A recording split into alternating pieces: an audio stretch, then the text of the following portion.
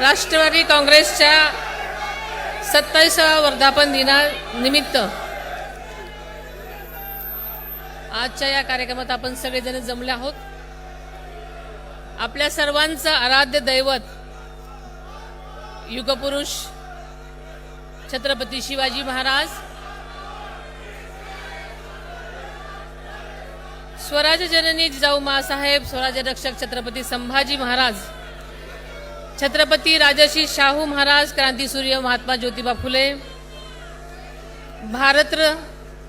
Bharat Ratna doctor Babasaheb Ambedkar, पुण्यश्लोक अहिल्यादेवी होळकर, क्रांतीज्योती सावित्रीबाई फुले, माता रमाबाई, लोकशाहीर अण्णाभाऊ साठे, मौलाना अबुल कलाम आझाद, भगवान बिरसा मुंडा, आद्य क्रांतीवीर रामजी उमाजी नाईक, संत सेवालाल महाराज यांच्या चरणी मी नतमस्तक होते.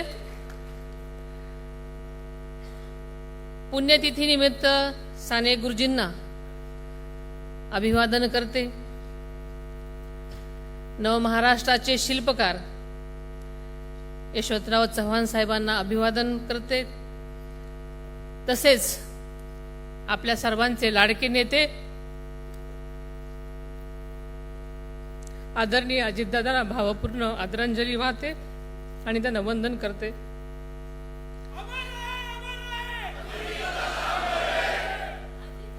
राष्ट्रवादी काँग्रेस पक्षाच्या 27व्या वर्धापन दिनाच्या आपल्या सर्वांनाच शुभेच्छा देते. यानिमित्त आज या ठिकाणी सभागृहात उपस्थित असलेले सन्माननीय प्रफुल्ल पटेल साहेब, आदरणीय छगन भुजबळ साहेब,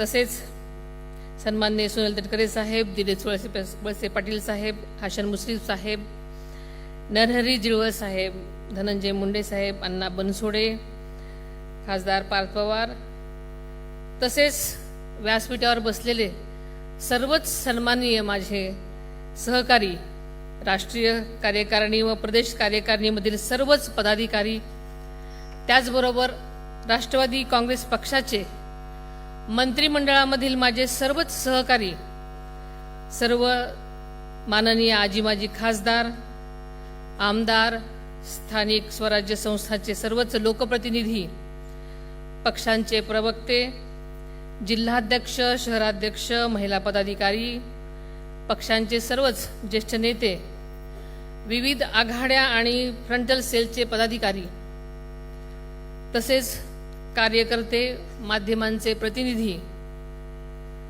आणि दादांच्या सगळ्याच लाडक्या बहिणी आणि बंधूंनो,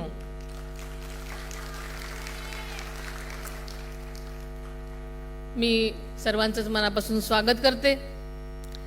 इस कार्यक्रम के लिए देश भर से आए पार्टी के सभी पदाधिकारियों का और कार्यकर्ताओं का मैं तहे दिल से स्वागत करती हूं.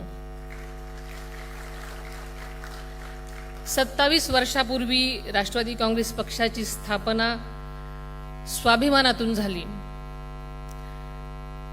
आपल्या देशाचे आदरणीय पवार साहेब, तारिक अनवर साहेब, पी.ए. संगमा साहेब, आदरणीय प्रफुल्ल पटेल साहेब, आदरणीय छगन भुजबळ साहेब, तसेच आपल्या सर्वांचे आवडते आदरणीय अजितदादा साहेब, विजयसिंह मोहिते पाटील साहेब, डॉक्टर पद्मसिंह पाटील साहेब, मनोहर नाईक साहेब, दत्ता मेघे, मधुकरराव पिचड, आर पाटील आबा, अरुणबाई गुजराथी, बबनराव पाचपुते आणि यांसारख्या अनेक दिग्गज नेत्यांसह ज्ञात अज्ञात अशा शेकडो कार्यकर्त्यांचे, हितचिंतकांचं राष्ट्रवादी काँग्रेस पक्षाच्या या जडणघडणीमध्ये मोलाचं योगदान आहे. या सर्वांच्या प्रती मी अतिशय मनोभावे कृतज्ञता व्यक्त करते. आज आपण राष्ट्रवादी काँग्रेस पक्षाचा 27वा वर्धापन दिन साजरा करताना एक वेगळ्या भावना आणि भावनिक वातावरणामध्ये आपण सगळेच जण आहोत. आपल्या सर्वांचे नेते आदरणीय दादा आज आपल्यामध्ये नाहीत आणि त्यांच्याशिवाय होणारा हा पक्षाचा पहिलाच वर्धापन दिन आहे. नव महाराष्ट्राचे शिल्पकार स्वर्गीय यशवंतराव चव्हाण साहेबांच्या सुसंस्कृत राजकारणाचा वारसा आपल्याला सर्वांनाच लाभलेला आहे. या महापुरुषांच्या विचारांचा वारसा घेऊनच राष्ट्रवादी काँग्रेस पक्ष वाटचाल करत आहे. आदरणीय दादांना जो विकसित महाराष्ट्र अभिप्रेत होता तसा महाराष्ट्र उभा करण्यासाठी राष्ट्रवादी काँग्रेसचा प्रत्येक कार्यकर्ता कटिबद्ध राहील असा मला विश्वास आहे. शिवशाहू फुले आंबेडकरांची जी राष्ट्रवादी पक्षाची विचारधारा पुढे घेऊन जाणं याचाच अर्थ सर्वांना सोबत घेऊन जाणं आहे. देशाचा स्वातंत्र्य लढा असेल किंवा संयुक्त महाराष्ट्राचं आंदोलन असेल, इथल्या तळागाळातल्या प्रत्येक घटकांनी 18 पगड जातींनी आणि तिथल्या त्यांच्या लोकांनी यासाठी मोलाचं योगदान दिलेलं आहे. देशाच्या आणि राज्याच्या लढ्यांमध्ये इथल्या कोणत्याही समाज कधीही मागे नव्हता. याची जाणीव आपण सर्वांनीच सतत ठेवायला हवी. आजचं आपण सर्वांनीच बघितलेलं आहे की आजची आपण जी हे वर्धापन दिन साजरा करतो त्याची थीम आपण असं ठरवलेली होती की समर्पण, संघर्ष आणि संकल्प. आणि ही संकल्पना यंदाचा वर्धापन दिन आपण आदरणीय अजितदादांना हे समर्पित केलेलं आहे. आदरणीय दादांनी राज्याच्या विकासासाठी आणि पक्षाच्या बळकटीसाठी गेली अनेक वर्ष पूर्णपणे स्वतःला समर्पित केलेलं आहे. म्हणून आपण सुरुवातीलाच आदरणीय दादांसाठी ह्या समर्पणाची भूमिका घेतलेली होती. राज्याच्या प्रगतीसाठी त्यांनी सातत्याने संघर्ष केलेला आपल्याला माहिती आहे आणि तो आपल्या सगळ्यांच्या समोर आहे. दादांचं कामाची पद्धत आज कुणालाही नवीन नव्हती. त्यांचा संघर्षही सगळ्यांनी आपल्या समोर पाहिलेला आहे आणि म्हणूनच ही संघर्षाची जी दादांनी केलेला संघर्ष सगळ्यासमोर ठेवून जे योगदान दिले त्यासाठी ही आपण संघर्ष आणि संकल्प असं आपण असायला नाव दिलेलं होतं. दादांनी जे कठोर परिश्रम घेतले आणि प्रत्येकात समाजातील प्रत्येक घटकाच्या विकासाला दादांनी प्राधान्य दिलेलं आपल्या सगळ्यांना माहिती आहे. त्याच्यामध्ये शेतकरी असेल, कामगार असेल, युवक, महिला, उद्योजक आणि वंचित घटकांना न्याय मिळावा, त्याच्या प्रगतीच्या नव्या संधी निर्माण व्हाव्यात यासाठी दादांनी अहोरात्र प्रयत्न केलेले आपल्या सगळ्यांना माहिती आहेत. राज्याला देशाच्या सर्वोच्च स्थानी नेण्यासाठी प्रत्येक घटकाचा सर्वांगीण विकास करण्याचा त्यांचा मानस होता. त्याचबरोबर राष्ट्रवादी काँग्रेस पक्षाला अधिक बळकटी देऊन संघटना अधिक रचनात्मक करण्याचा त्यांचा संकल्प होता आणि हाच संकल्प आपल्याला सगळ्याला मिळून पुढे न्यायचा आहे. आदरणीय दादांनी पक्ष संघटन आणि कार्यकर्त्यांना बळ देतानाच लोकहितासाठी अविरत कष्ट घेतले. पक्षस्थितीबाबत त्यांचा असलेला कटाक्ष, निर्णय क्षमता, नेतृत्व, कार्यकर्त्यांवरील त्यांचा विश्वास आणि सर्वसामान्य जनतेच्या प्रती असलेली बांधिलकी ही दादांची कायमची शिदोरी आहे. आणि आज आदरणीय दादा आपल्यामध्ये जरी नसले पण त्यांचे विचार, त्यांची मूल्य आणि त्यांची कामाची पद्धत आपल्यासाठी सर्वांसाठीच नेहमीच मार्गदर्शक ठरणार आहे. आदरणीय दादांची जागा खरं तर सर्वांनाच माहिती आहे कोणीही घेऊ शकणार नाही आणि हे वास्तव आहे. परंतु त्याचा विचार, त्यांनी दाखवलेल्या विकासाचा मार्ग आणि सामान्य माणसाबाबतची त्यांची बांधिलकी हीच आज आपल्या पक्षाची सर्वात मोठी ताकद आहे आणि यावर माझा विश्वास आहे. आदरणीय दादांच्या पश्चात आपला सर्व राष्ट्रवादी परिवार एक कुटुंब म्हणून माझ्या पाठीशी खंबीर उभा राहिला याची मला जाणीव आहे आणि अभिमान सुद्धा आहे आणि याची जबाबदारी किती मोठी आहे हेही मला समजते. 3 वर्षापूर्वीच आदरणीय दादांनी पक्षाच्या राष्ट्रीय अध्यक्षपदाची धुरा सांभाळली.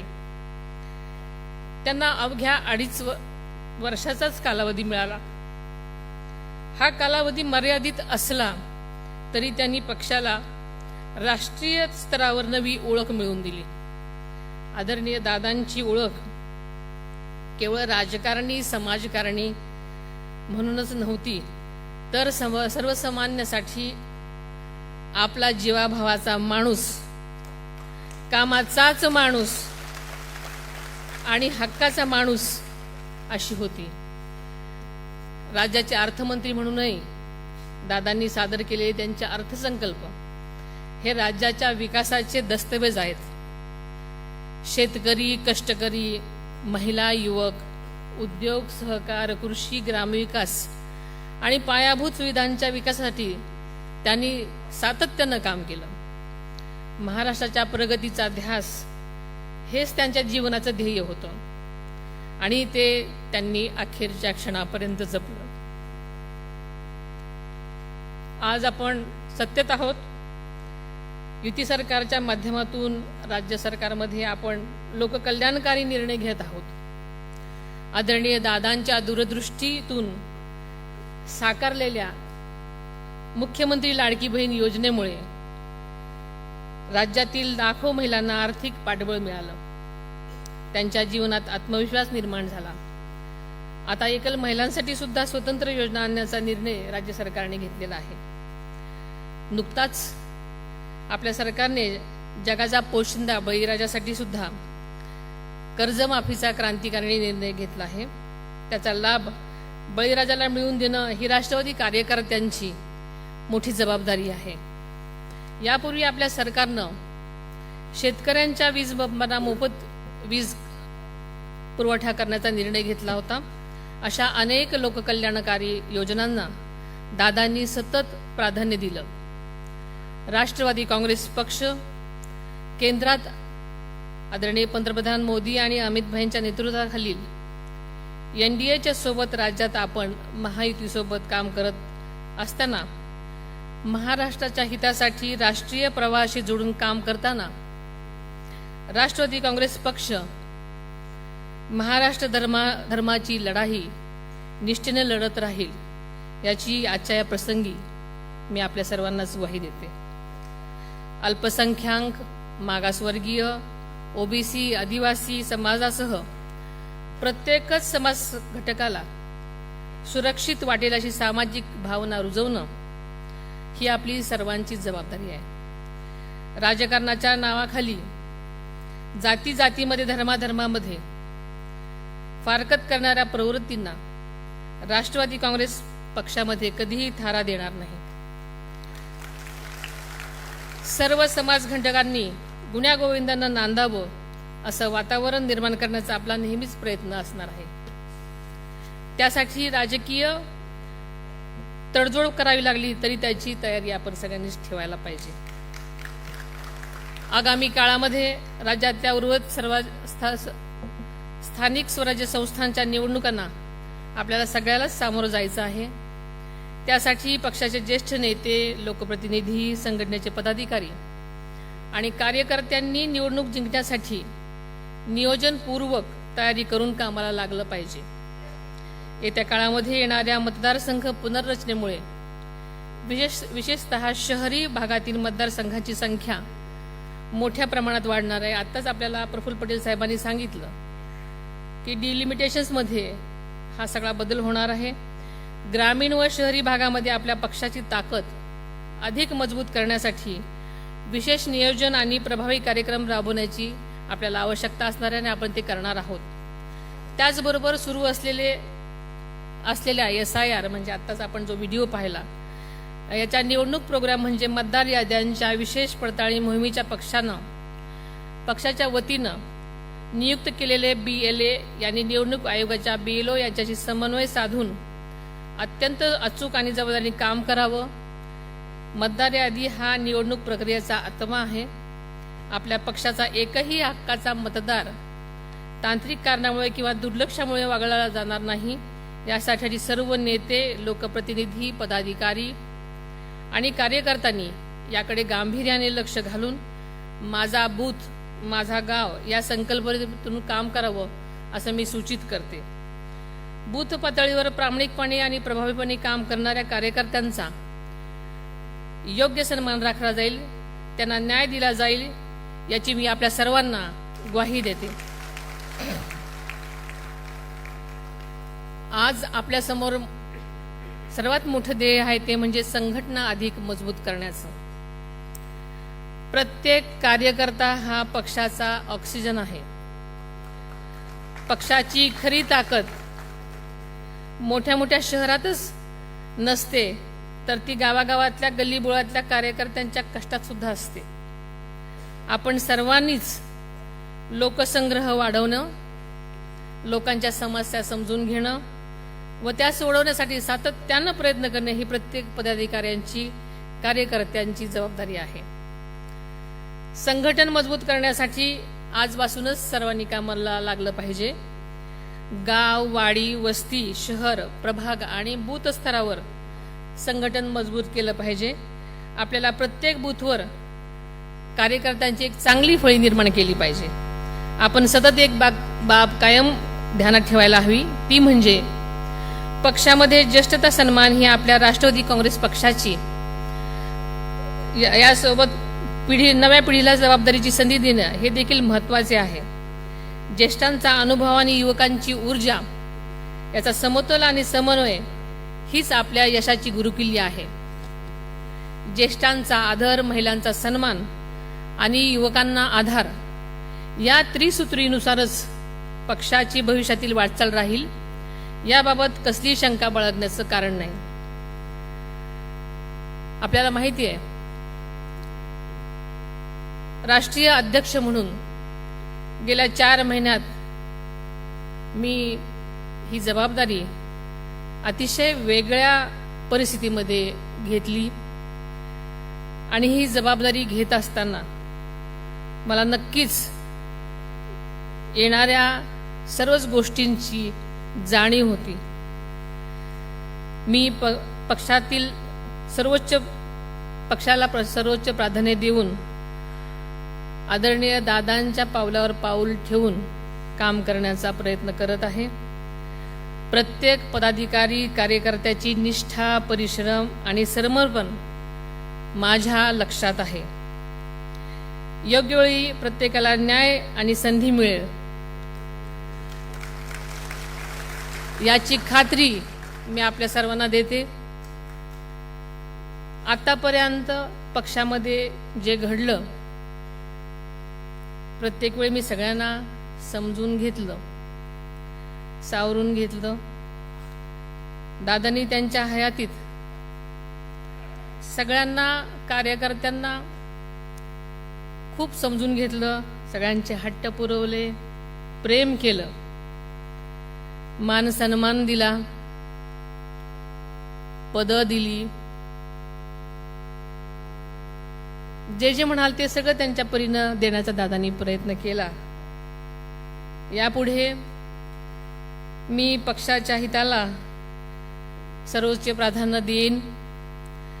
कुणाचाही अनावश्यक हस्तक्षेप यामध्ये असेल तर नक्कीच विचार केला जाईल.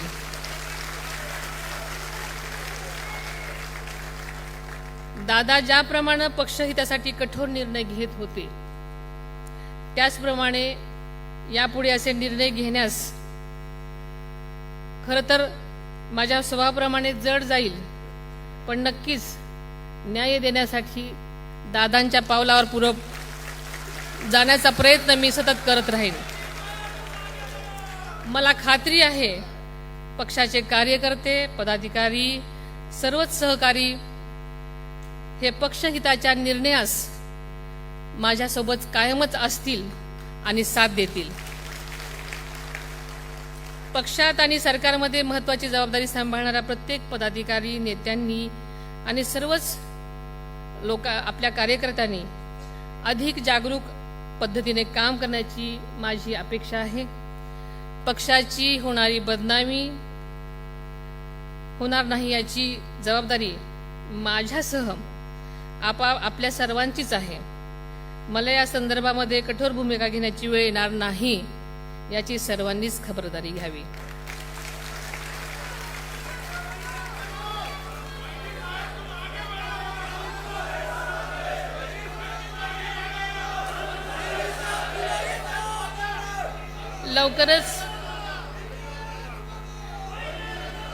लवकरच विविध महामंडळाने त्यावरील सदस्यांच्या नियुक्त्या केल्या जाणार आहेत. आपल्या वाट्याला येणाऱ्या महामंडळावरील नियुक्त्या करताना पक्षनिष्ठा आणि पक्षासाठी समर्पण हे महत्त्वाचे निकष विचारात घेतले जातील. महामंडळांसाठी पक्षाकडे ज्यांनी अर्ज केले असतील त्यांची सगळे मिळून आम्ही विचार करू. त्यामुळे कुणीही काळजी करण्याचं कारण नाही. पक्षातील माझ्या इतर सर्व सहकाऱ्यांसोबत या सगळ्या गोष्टींची चर्चा होईल. गुणवत्ता आणि पात्रता असणाऱ्याला संधी दिली जाईल याकडे माझा नक्कीच कटाक्ष असेल. पक्षासाठी किती वर्ष काम केले त्यापेक्षा त्या काळात पक्षाला किती पुढे नेले याचा नक्कीच विचार केला जाईल. कधी कधी पक्ष विस्तारासाठी बाहेरच्या नेत्यांना सुद्धा पक्षात घेतल्यानंतर त्यांचा सन्मान राखण्यासाठी काही तडजोड करावे लागतात. मात्र असे करत असताना पक्षाच्या निष्ठावंत कार्यकर्त्यांवर अन्याय होणार नाही याची निश्चितपणे काळजी घेतली जाईल. बारामतीच्या पोटनिवडणुकीमध्ये आपल्या पक्षाने देशातील आजपर्यंतचे सर्वच विक्रम मोडलेले आहेत.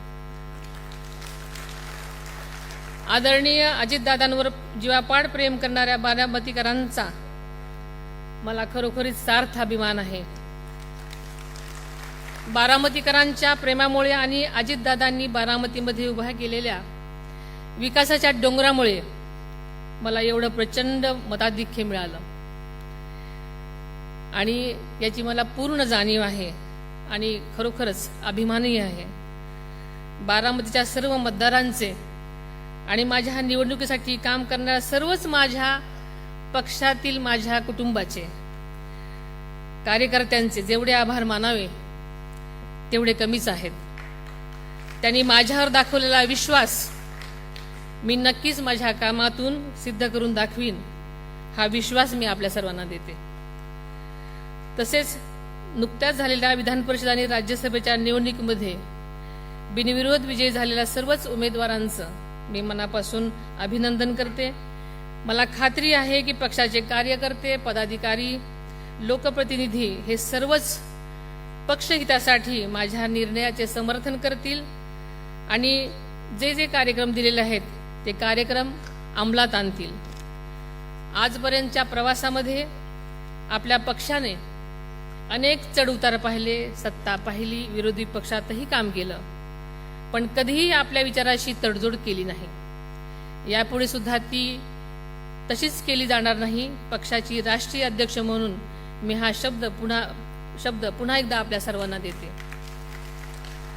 आपली एकजूट, आपली एकनिष्ठा आणि आपले कष्ट याचमुळे राष्ट्रवादी काँग्रेस पक्षाचे भविष्य अधिक उज्ज्वल होणार आहे. त्यामुळे आपण सर्वजण नव्या जोमानं, नव्या आत्मविश्वासानं आणि नव्या निर्धारानं कामाला लागूया. शेवटी एवढंच सांगू इच्छिते, वादळांना पाहून आम्ही कधी आमची गलबते वळवली नाहीत. वादळांना पाहून आम्ही कधी आमची गलबते वळवली नाहीत. संकटांना सामोरे जाताना आम्ही कधी आमची पावले रोखली नाहीत.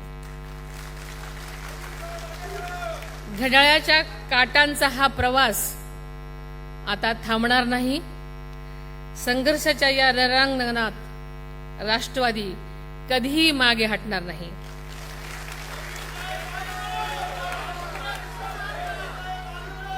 मी पुन्हा एकदा आपल्या सर्वांना वर्धापन दिनाच्या मनापासून शुभेच्छा देते. घरोघरी राष्ट्रवादी, मनोमनी राष्ट्रवादी हा मंत्र आज इथून आपण सर्वांनी घेऊन जायचा आहे. जो राज्यभर आपण सर्वांनी पोचवावा हे आवाहन मी आज इथे करते आणि थांबते. धन्यवाद. जय हिंद, जय महाराष्ट्र.